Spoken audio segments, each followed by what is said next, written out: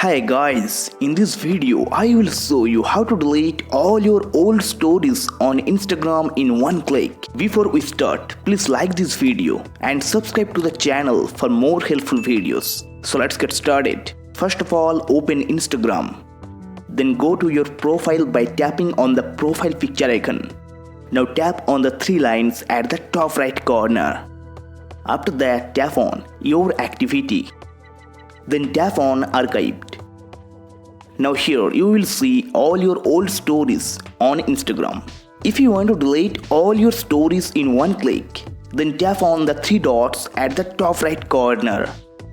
After that, tap on select stories. Then tap on delete all at the top right corner. After that, again tap on delete to confirm. Now all your old stories will be deleted from Instagram. Okay guys, if you found this video helpful, please leave a like.